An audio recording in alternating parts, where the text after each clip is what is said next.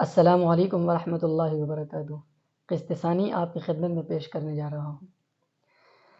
15 ہجری سن 636 میں حضرت عمر رضی اللہ تعالی عنہ وہاں پر قدم رنجہ ہوئے۔ کئی روز آپ نے وہاں پر قیام فرمایا اور آپ نے وہاں پر اپنے قدم رنجہ کیے۔ کئی روز آپ نے وہاں پر قیام کرنے کے بعد میں مسجد صخرہ کی تعمیر کے لیے نقشہ وضع کیا۔ یزید بن معاویہ کو وہاں کا گورنر نامزد کیا اور امامت کے لیے سلامہ بن قیصر کو منتخب فرمایا، پھر واپس تشریف لائے۔ فلسطین و شام، شہر قدس کی عظمت کے پیش نظر علماء نے اس کی فضیلت اور رفعت کے موضوع پر 70 سے زائد کتابیں لکھی ہیں۔ مسلمانوں نے بوقت فتح یہاں ایک قطرہ بھی انسانی خون بہنے نہیں دیا کہ حضرت عمر نے فرمایا اسلامی شریعت کی روح سے انہیں یہاں سے نکالا نہیں جا سکتا، ہاں تمہارے محلوں میں ان کا داخلہ ممنوع ہوگا۔ یعنی مسلمانوں نے اور ایمان والوں نے آج سے نہیں، سیدنا حضرت عمر رضی اللہ تعالیٰ عنہ کے زمانے میں جب حضرت عمر رضی اللہ تعالیٰ عنہ بنفس نفیس تشریف لائے اور اس کو جو یعنی آزاد کروایا، پھر اس کے بعد میں حضرت سلطان صلاح الدین ایوبی رحمۃ اللہ علیہ انہوں نے آزاد کروایا۔ اب دونوں تاریخیں پڑھ کے دیکھ لیں، دونوں میں خون بہنا بالکل ہی نہیں آپ کو ملے گا، اور انتہائی درجے انہیں آزادی دی۔ لیکن قرآن کریم نے جو کہا بالکل سچ کا، والن راضی نہیں ہو سکتے، یہ آپ سے راضی نہیں ہو سکتے تاکہ آپ ان کی ملت میں اور ان کے دین میں داخل نہ ہو جاؤ۔ ان کے اندر ہمیشہ جو انبیاء کی جو ہے بے عزتی کرنا، انبیاء کے ساتھ میں غلط بات کرنا اور ان کی جو ہے ایسے ایسے سوالات کرنا، آپ نبی علیہ السلام کی سیرت اٹھا کے دیکھ لو یا موسیٰ علیہ السلام کی سیرت اٹھا کے دیکھ لو، ان کا یہی حال ہے کہ انبیاء علیہ الصلاۃ والتسلیم کے ساتھ ان کا رویہ کبھی بھی اچھا نہیں رہا، خادع رہے، ہمیشہ دھوکے باز رہے، انہوں نے ہمیشہ دھوکہ کیا، غداری کی، مکاری کی، طرح طرح کی سازشیں انبیاء علیہ الصلاۃ والتسلیم کے ساتھ انہوں نے رچی ہیں۔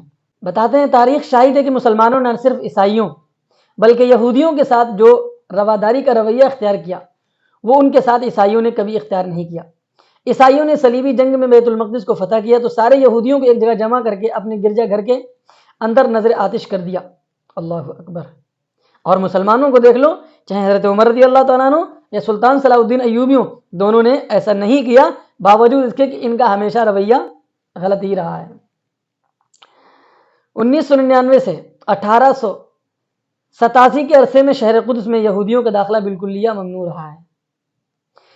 صلاح الدین ایوبی رحمۃ اللہ علیہ، یوسف بن ایوب بن شازی، یہ ان کا شجر نسب بتاتے ہیں، بیت المقدس کو فتح کیا تو ان کے لیے یہاں آمد کی راہ پیدا ہوئی۔ یعنی جب حضرت سلطان صلاح الدین ایوبی سے پہلے جب ان کے قبضے میں تھا تو ان کا داخلہ عیسائیوں کے قبضے میں تھا تو ان کا داخلہ بالکلیہ ممنوع تھا۔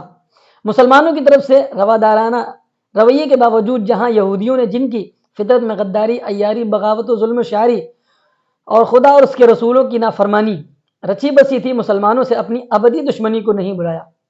وہیں اہل سلیم نے صلیبی جنگوں کو حضرت سلطان صلاح الدین ایوبی اور آپ کی نجیب الاصل اولاد و اخلاف کے ہاتھوں بری طرح ہار جانے کے باوجود اپنے ناپاک صلیبی جذبے کو فرو نہیں ہونے دیا، بلکہ اس کو ہمیشہ اور ہر ممکن طریقے سے اپنے سینوں میں فروزاں رکھا اور اپنے عمل سے تاریخ کے ہر دور میں اپنے اس جذبے کو تسکین دینے کی کوشش کی۔ اسلام دشمنی کی ہمیشہ ہماگیر شکلیں آج بھی فرزندان تثلیث کی طرف سے روبہ عمل آ رہی ہیں، اور ان کے فلسطین کے اہم شہر جغرافیائی رقبے کے حوالے سے انتہائی چھوٹا ہونے کے باوجود فلسطین دنیا کا انتہائی گھنیری آبادی والا ملک ہے۔ 1368 اور 1368 ہجری 1948 میں فلسطین کے تقریباً 27 شہر، 135 دیہات اور 10 بدوی قبائل تھے۔ اس وقت اس کے موجودہ اہم شہر مندرجہ ذیل ہیں، یعنی جو آپ کے سامنے میں بیان کرنے جا رہا ہوں۔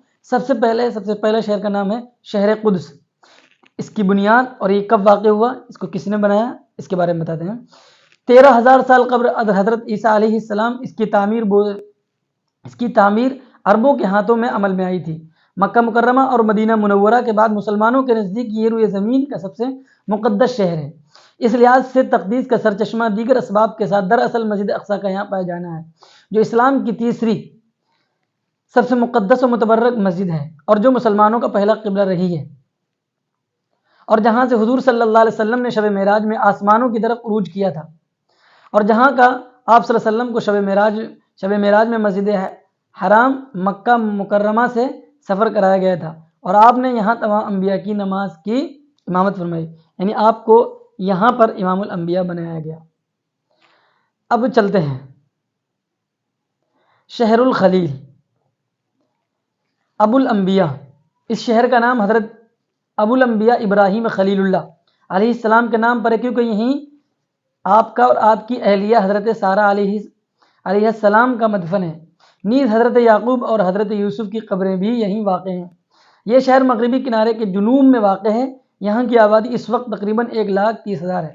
یہاں کے باشندے مذہب پسندی اور مضبوط اجتماعی رشتوں کا پاس کرنے کے تعلق سے خاصی شہرت رکھتے ہیں۔ یہ شہر حضور صلی اللہ علیہ وسلم کی طرف سے حضرت تمیم داری رضی اللہ عنہ کو جاگیر میں ملا تھا۔ یہ شہر مشہور اسلامی قائد فاتح اندلس اور والی شمال افریقہ حضرت موسیٰ بن نذیر کی جائے پیدائش ہے۔